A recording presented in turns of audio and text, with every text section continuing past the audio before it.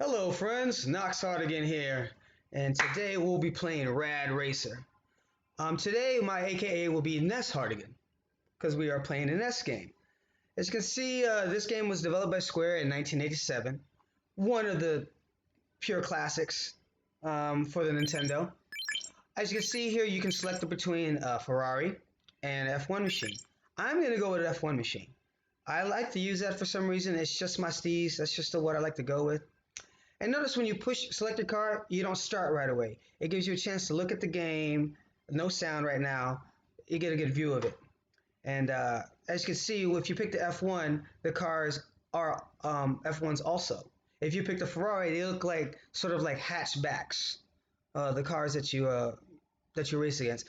I always thought they looked like bugs when I was a kid, like the VW Beetles. One note to have here is um, that I like to bring up is the fact that Square made this, not Nintendo exactly. Um, it was, and they're known for like their RPG games. I mean, just their massive libraries of RPG games they have, like Final Fantasy, Chrono Cross, Chrono Trigger. Um, they also made the Kingdom Hearts, which is like huge, and not only that, it's huge with fans and gamers alike, but also as far as like the whole series of it, because it spans like what 3 or 4 different systems, I believe.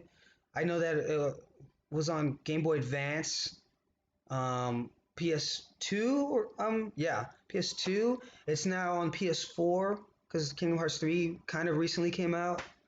Um, so it's just so many different games for that, and it's just a massive game. But all that aside, this game made by Square is obviously a racing game, like I said before, and it's like I said, it's a classic. So what I'm gonna do is just get started here, and oh, I also want to point out in this game, I always thought that the back of the F1, if you look at the top right there under the spoiler, I always thought that looked like a dog looking back at me with a helmet on. Um, I don't know if anyone else can see that, but I totally can see that, and I always thought that as a kid. But without further ado, let's get started. Okay, you see the first course one here is Sunset Coastline, and A is the start, and A is also the gas. B is your brake, of course. You steer with the D-pad. Like, duh, right? Um, you can actually change into 3D mode on this, and I'll just demonstrate that real quick. See, that got me really dizzy right there. But you would, back in the day, you could buy these 3D glasses that you would buy. I mean, that you could get. So it was just one of the many accessories that Nintendo had back in the day. And I, for one, never got to play this in 3D as a kid, so I have no idea what it looks like. And I really missed the boat on that one. I mean, I never even used the Power Glove. And speaking of the Power Glove, it's so bad. But my man Lucas used that to show Jimmy Woods and his brother Corey how badass he was in Nintendo, because he had 97 games, I believe. And we're talking about the Wizard, of course. All you retro fans know about that one. But in this game, you also can change the music, as I did. When you push down, you can change between 3 different tunes. This one is currently my favorite. It has been for several years now. But at the very first time I played this game, this one was my favorite. And I'm gonna play this one for a second. Also, keep in mind, if you want to go faster than you do just by pushing the gas, you can also push forward. It gives you a little more speed. And notice that the music has changed on me, and it's not because I'm doing that on purpose. It's because when you're steering, you sometimes push down when you're pushing to the side, because it gets a little frantic, and you sometimes push down and change the music. So I don't expect the standard tune I want. It's just going to change from time to time, so bear with me. I believe in each race there's the same amount of checkpoints, which is like, I think, what, 6? I didn't count the beginning there, I should have. I'm not sure I'm going to make this one. But if you get like a really good top speed, you don't automatically, you know, get game over when the time runs out. As you can see, you still keep rolling here. But I don't see myself making this. Yeah. Oh, I did. Oh, wow. You don't get much closer than that. So I really gotta go balls to the wall here. I can't wreck. I can't slow down. I gotta basically flawless going around these cars. So let's see. Fingers crossed.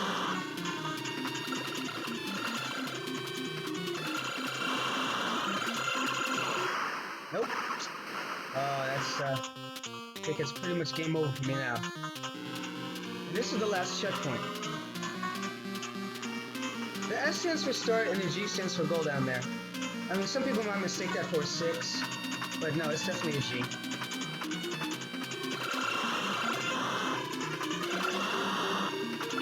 Oof. Nope. No dice.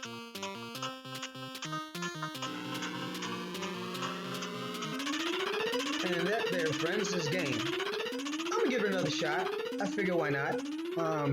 There's really no reason not to keep playing. Let's see how close I got. Oof. Not that bad, not that bad. Kind of looks like the map's got chickenpox. Alright, we're gonna get on this one more time. Let's do this. Alright. Sunset Coastline, you might beat me the first time, but it's on now.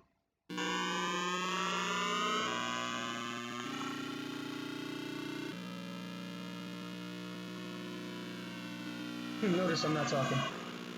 Concentration, concentration. No time to push forward. You know those straightaways, you gotta take advantage of the pushing forward option. Yeah, you don't want to do that.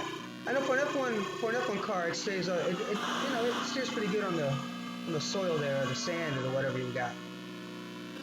And everyone knows that F1 cars, well, at least I would think you would know, would be like general. I mean, everyone would know that. It's just common knowledge that they got smooth tires, so they don't got much tread going there.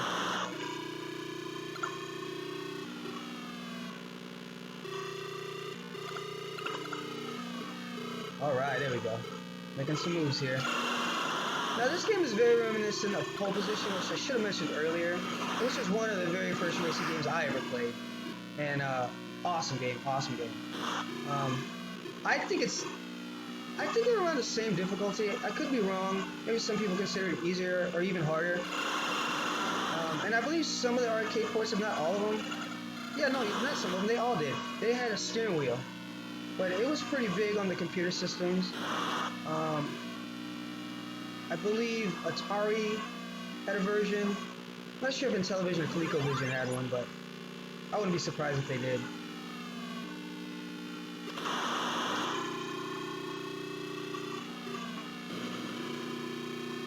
Alright, buddy. Nighttime. It'd be kind of cool, like, if it actually did get dark and you get some little headlight action on there. But, it'd probably be a little too difficult then. But then again, you know, because, I mean, the challenge is already tough enough.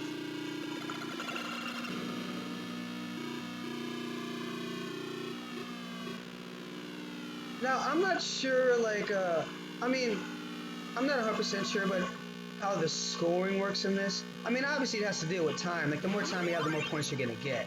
And it'll add on more time to the next, to your next checkpoint.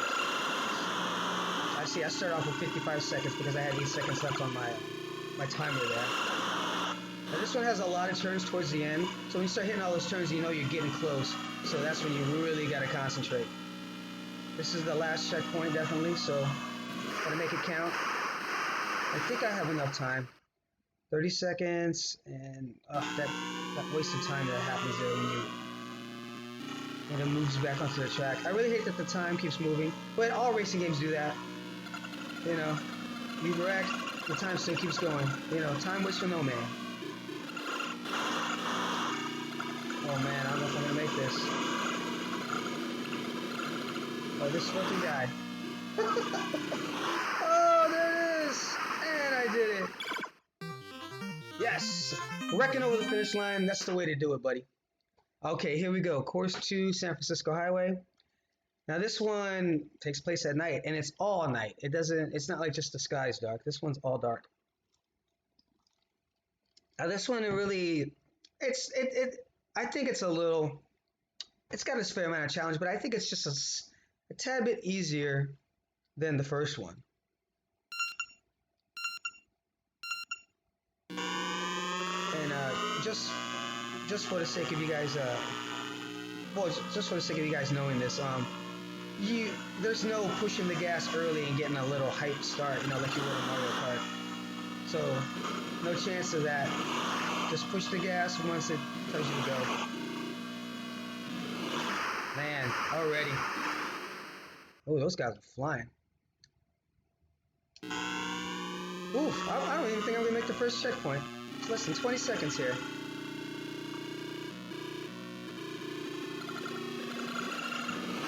Oh my god, this is awful. So much for me saying it's easier, huh?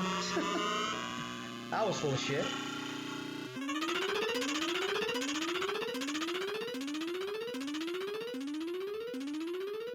Um, I believe you get unlimited continues.